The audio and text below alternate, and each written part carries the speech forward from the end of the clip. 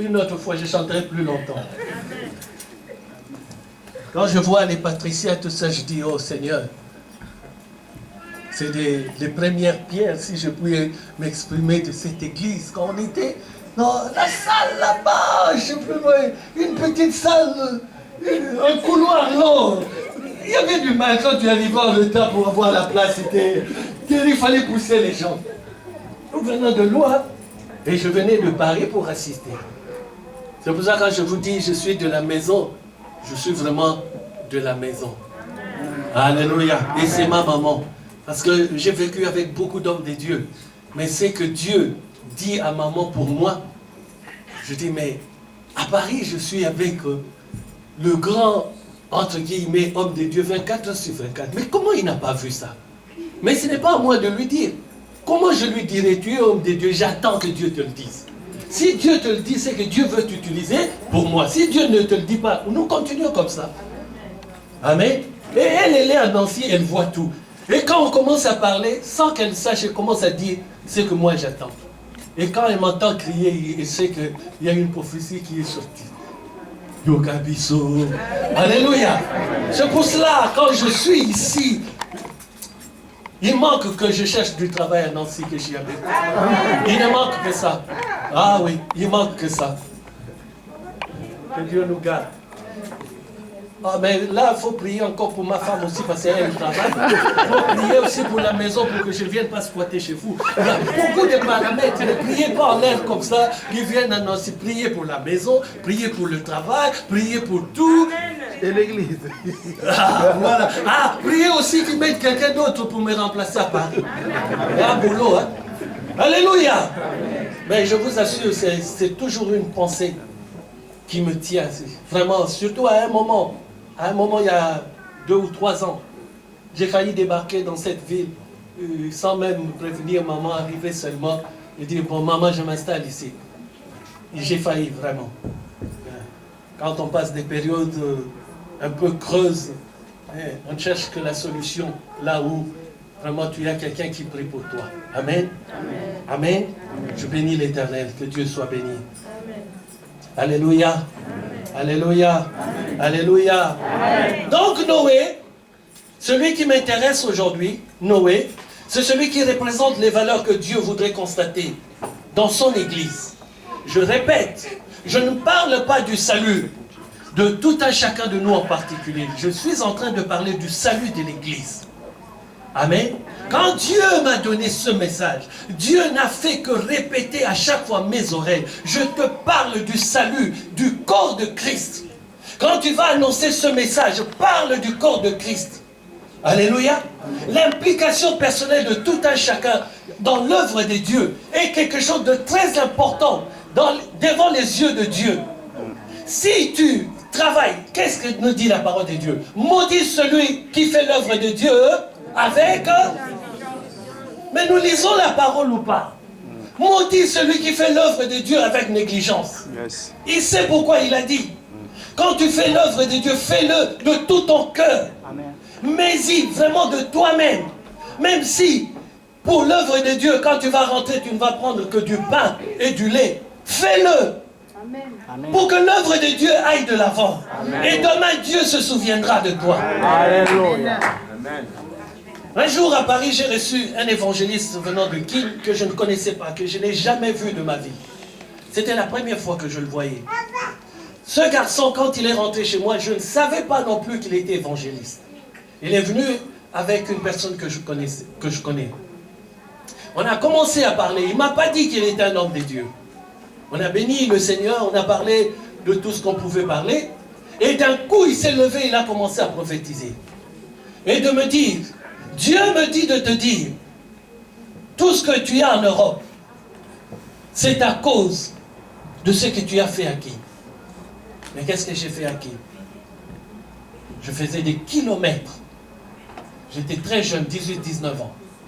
Mais j'allais, ceux qui connaissent Kinshasa, de Yolo jusqu'à Lovanium, pour la veillée. Il y avait dans les années 80 ou fin 70, il n'y avait pas de bus après 19h ou quelque chose comme ça.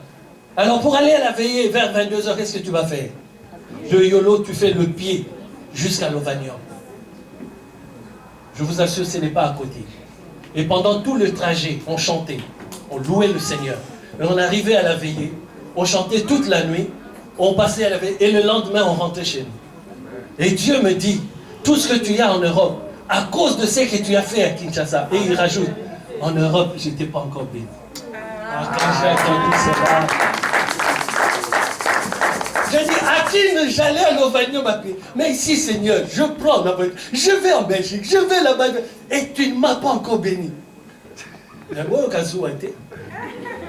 Traduction. La prochaine fois, là, je viendrai avec un PIN 707, j'atterris ici, il ne faut pas avoir... Oh, ne soyez pas jaloux. Moi, à ta place, je dirais, Seigneur, moi aussi. Amen. Elisabeth, ta parente, elle aussi. La bénédiction n'est pas seulement pour Marie, la pucelle, mais elle est aussi pour celle-là qui est déjà ménopause 4 fois plus, je ne sais pas. La bénédiction n'est pas seulement pour celle-là qui est vierge, mais la bénédiction est aussi pour celle-là qui a déjà connu des hommes. Dieu est juste. Amen. Amen. Amen. Mais ce n'est pas le sujet du jour. Amen. Amen. Je te dis donc, Noé et la synchronisation, l'image plutôt de la synchronisation entre Dieu et l'homme, et je rajouterai entre Dieu et l'Église. Amen. Les valeurs que Dieu a mis en Noé, ce sont ces valeurs-là qu'on doit retrouver dans l'Église d'aujourd'hui.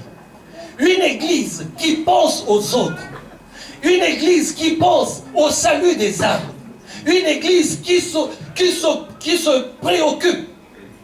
Se préoccuper des âmes, c'est être strict aussi, n'est pas laisser les dérives inutiles. S'occuper des âmes, n'est pas laisser les à côté. S'occuper des âmes, être strict. Qu'on t'appelle même général, qu'on t'appelle même colonel, on s'en fout. Mais pour l'œuvre de Dieu, je ne déroge jamais à la règle stricte. Alléluia. Amen. Je préfère même que les gens me quittent, que je reste seul. Mais au moins je suis dans la parole de Dieu. Amen. Alléluia. Amen. Oui, c'est vrai, l'amour de Dieu nous incite à faire parfois aussi des concessions. Mais il faut savoir quel genre de concessions on fait. C'est très important. Dès qu'on commence à le laisser aller un tout petit peu, cela devient une gangrène. Amen. Alléluia. Amen. Alléluia. Amen. Alléluia. Amen. Belzébul est le prince des mouches. C'est un démon. Mais quand tu es blessé, vient dans ta blessure d'abord quoi? Une mouche. Et ensuite, elle appelle les autres. À 12h, il y a une mouche. À 12h05, il y en a 5. À 12h10, il y en a 50. Alléluia. Amen. Et à 13h, la petite plaie qui n'avait qu'une seule mouche devient une grosse plaie avec 50 000 mouches. Quand on commence à laisser rentrer un tout petit peu du laisser aller, on concrète la chose de Dieu. Amen. Alléluia. Amen. Celui qui aime bien, châtie bien. Est-ce que quelqu'un m'écoute? Amen. Est-ce que quelqu'un m'écoute? Amen. Donc quand Dieu parle de la justice, il trouve Noé juste. Qu'est-ce que cela veut dire? C'est-à-dire tu es vertical par rapport à Dieu. Amen. Tu es vertical. Alors, si tu es juste devant Dieu, vertical avec Dieu, cela automatiquement fait que tu es horizontal envers les frères et sœurs. Amen. Je suis en train de parler de l'Église. Je vois qu'une personne qui a compris. Si je suis vertical avec Dieu, ce qui veut dire que je suis horizontal, Claude a compris, horizontal avec les frères. Alors, si je suis vertical et horizontal, c'est quelle image? Amen. Il n'y a pas de hasard avec Dieu. Amen. Il n'est pas monté sur la croix juste pour le plaisir. Tout revient dans la parole de Dieu. Être vertical avec Dieu est synonyme d'être horizontal avec les frères et sœurs. Alors, je suis l'image de la croix. Amen. On applaudit le roi des rois. Alléluia. Alléluia. Alléluia. Alléluia. Amen. Les principes de Noé. Noé est une armoire. Noé est un dépôt. Noé est quelqu'un qui n'est plus de ce monde. mais de qui on tire toujours les enseignements. La parole de Dieu nous a dit hier, ce qui arrivera, non, ça c'est aujourd'hui, ce qui est arrivé du temps de Noé arrivera aussi de la même manière. Alléluia. Mais est-ce que Noé vit encore? Mais alors pourquoi on nous ramène à Noé? Hier on a dit, ces choses leur sont arrivées pour nous servir d'exemple. Ce qui veut dire un enfant de Dieu, je suis appelé à tout connaître, oui, mais aussi à savoir quel est le principe qu'il a établi pour mon salut. Amen. Amen. Amen. Je peux connaître que c'est un genre de démon qui m'attaque. Mais quel est le principe que Dieu a établi pour que je puisse éliminer ce démon? Ce n'est pas le fait seulement de connaître qu'il y a un démon devant moi. Mais quels sont les principes que Dieu... C'est pour cela que Dieu dit à ses disciples, ces genres de démons, ils ne peuvent sortir que par la prière et le jeûne. Ce genre de démons. Parce que ces gens-là, ces disciples, n'avaient pas encore compris le principe de Dieu dans ce qui est de déloger ce genre de démons. Mais ils étaient déjà disciples. Est-ce que quelqu'un me suit? Amen.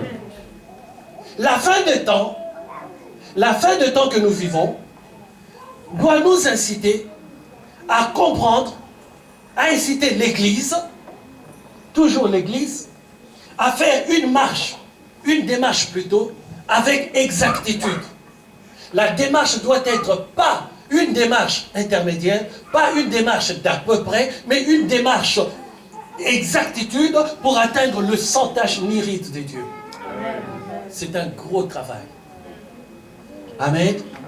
C'est un grand travail. Et ce travail, c'est pour cela qu'on voit beaucoup d'hommes de Dieu abandonner la sainte doctrine.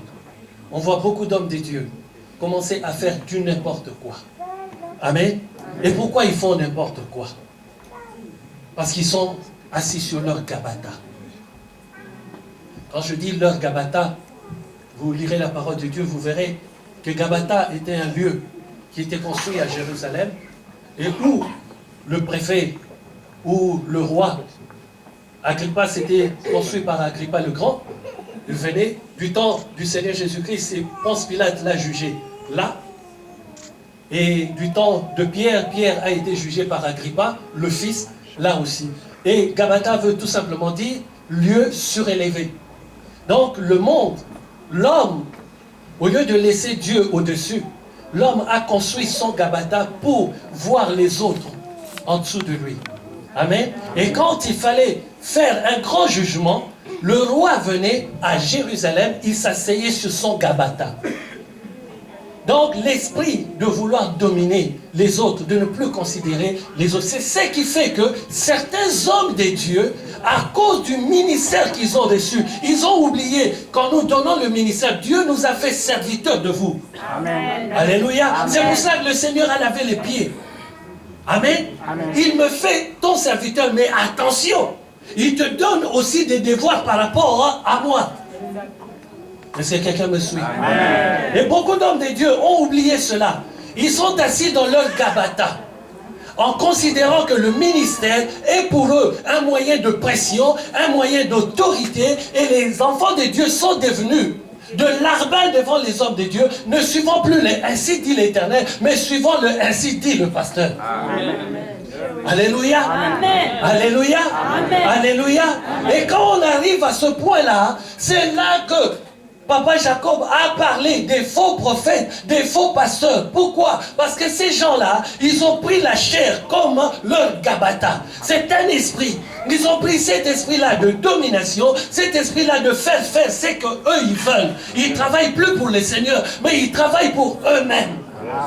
Alléluia. Amen. Alléluia. Amen. Alléluia. Amen. Alléluia. Amen. J'aime beaucoup quand,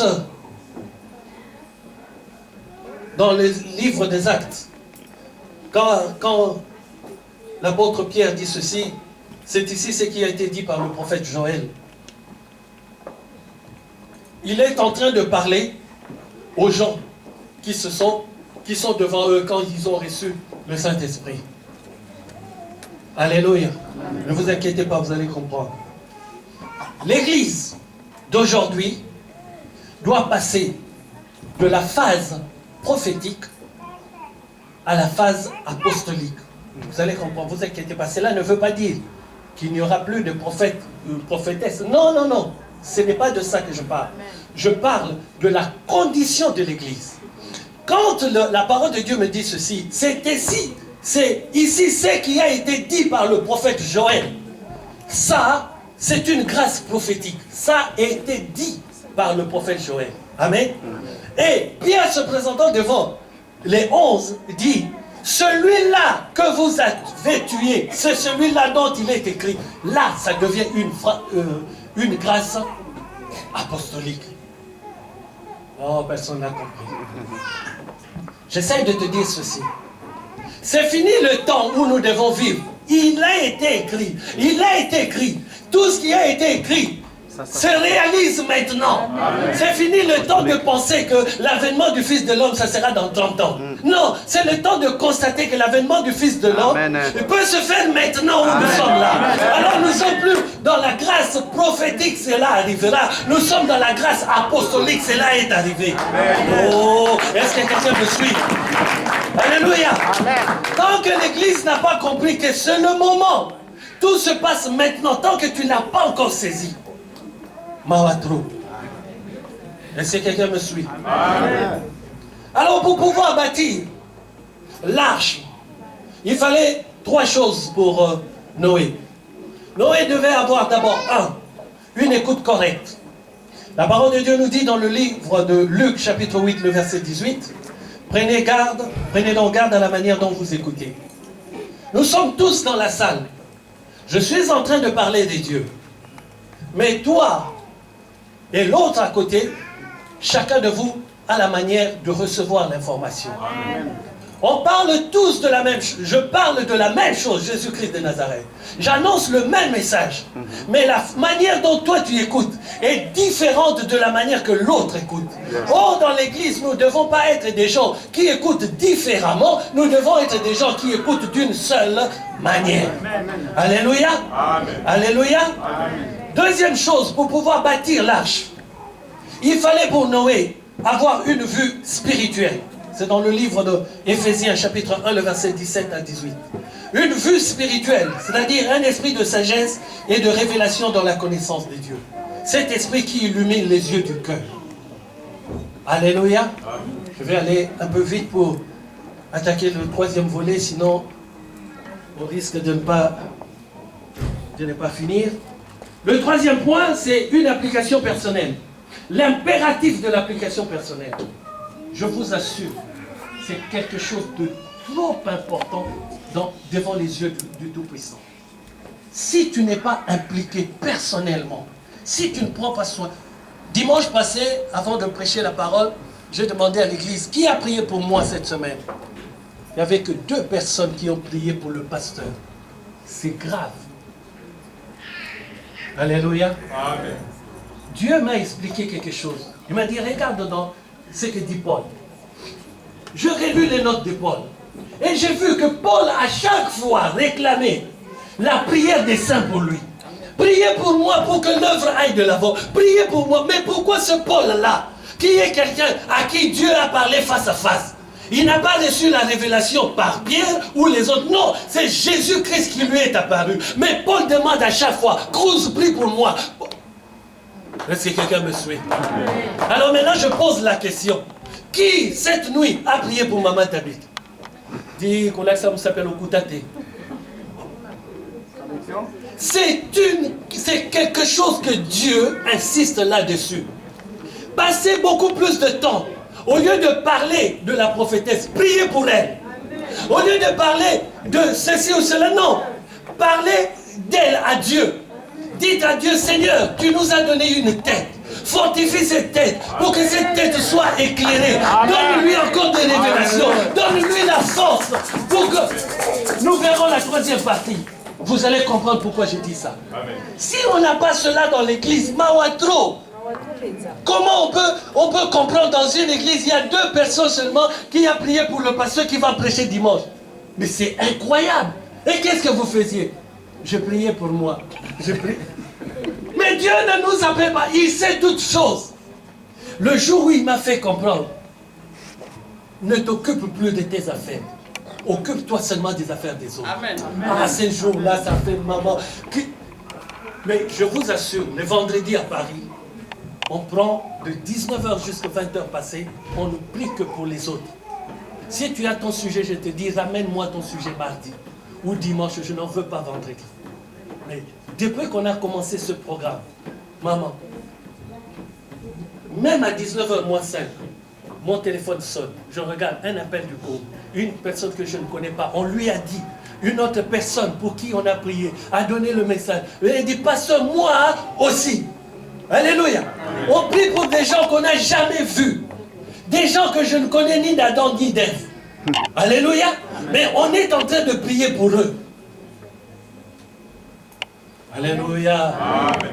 Oui, quand on prie pour les autres, Dieu prend soin de toi. Amen. Amen. Mais tu es là seulement. Tenez, je veux une voiture. Je veux une maison. Je veux une femme avec des boucles d'oreilles rondes. Je veux une femme avec des boucles d'oreilles, je ne sais pas moi, des clips rouges. Je ne sais pas. Je veux un homme. Seigneur, tu as vu le pantalon du pasteur ce jour-là. Moi, je veux pour mon mari encore mieux que celui du pasteur. Oh. Mais tu ne penses qu'à toi. Oh, alléluia. Amen. Priez les uns pour les autres. Premier point important. Priez pour ceux qui vous dirigent. Car ils ont une responsabilité extraordinaire devant Dieu pour vos vies. Parce qu'ils prennent du temps pour prier pour vous. Et vous ne savez pas les combats qu'on subit à cause de votre présence dans la salle. Vous ne savez pas quel est le calvaire que nous passons toute la nuit. Alléluia. Si Dieu n'était pas avec nous, il n'y aurait plus de prédicateurs. Amen. Amen. Allez. Amen. Amen. Amen. Donc une application personnelle, ça, je l'ai dit. Vous notez seulement, c'est dans le livre de Matthieu, chapitre 23, le verset 3. C'est le Seigneur nous demande de ne pas être comme les scribes et les pharisiens, c'est-à-dire d'appliquer soi-même ce que l'on prêche aux autres. Amen. Amen. Et quand j'ai trouvé ces 3 points-là pour pouvoir bâtir, je dois maintenant mettre des actions stratégiques en place. La première action que je dois mettre en place, c'est ce que Dieu appelle l'esprit futuriste. Qu'est-ce que c'est l'esprit futuriste? Je parle toujours de Noé. Noé, pour avoir l'esprit futuriste, c'est bâtir sans voir le signe de la pluie. Amen. Et en faisant vite, en croyant que la pluie va arriver. Je m'explique. Alléluia. Amen. Si le Seigneur t'appelle aujourd'hui, le Seigneur dit, mon fils, lève-toi, va construire l'arche. Est-ce que vous êtes là? Amen. Si le Seigneur appelle Blanca, lui dit, Blanca va construire l'arche. Et Blanca se lève. La première personne qui va l'interpeller, c'est Grosse. Mais tu es folle, toi, tu vas où? Elle dit, à 4h du matin, je dois aller à la forêt de Nancy, commencer à couper les arbres. Mais on nous dit en France, en cette période-là, il n'y aura pas de pluie pendant toute la saison. Mais Blanca sort à 4h du matin, et elle commence à couper les arbres. Elle va le mettre où? Elle le tire dans la cour de l'église ici. Vous arrivez au culte le matin, Blanca a déjà 15 troncs d'arbres dans la cour. Ce n'est pas quelqu'un du dehors qui va la traiter de folle. C'est les membres de l'église. Amen. Voilà le Noé que Dieu a utilisé. Comment cet homme, je me suis toujours posé cette question, comment est-ce qu'il vivait cela? On lui dit, construis l'arche. Et quand on regarde les dimensions de l'arche, ce n'était pas une petite arche. C'était une grande arche. C'est que ça lui a pris des années. Ça lui a pris du temps. Et il était tout seul à le faire. Il est allé couper les arbres tout seul. Il a tiré les arbres tout seul. Donc le monde entier le prenait pour un fou. Voilà l'esprit que Dieu veut que tu aies. Quand le monde va te traiter de fou pour l'œuvre de l'Éternel, toi continue. Amen. En sachant que la pluie arrivera un jour. Amen. En sachant qu'il y aura l'inondation qui va détruire le monde. Parce que Dieu l'a dit. Mais quand tu n'as pas d'esprit futuriste, quand tu ne vois que le maintenant, tu ne peux pas avancer avec Dieu. Dieu n'est pas un esprit d'aujourd'hui. Dieu est un esprit prophétique. Alléluia. Dieu ne dit pas cause aujourd'hui. Dieu dit cause tu seras. Toujours tu seras dans le futur.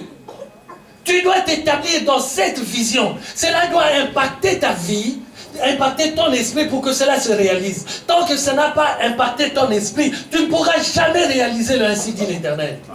C'est pour ça que beaucoup de gens meurent, mais ils ont reçu le ainsi dit l'Éternel. Dieu leur a dit, tu seras ceci ou cela. Mais il est mort sans l'être. Voilà ma retrouve. Je dis très souvent, si tu pars avant d'avoir accompli sur terre ce pourquoi tu es venu,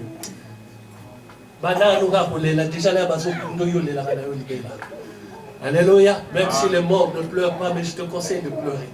Parce que je ne vois pas quelle explication tu vas donner à Dieu. Dieu a envoyé tout un chacun de nous pour une mission bien déterminée sur la terre. Amen. Et tant que tu ne l'as pas accompli, même si la mort arrive, tu lui dis mort, retourne de Dieu, tu viens, je n'ai pas encore fait ce pourquoi je suis venu.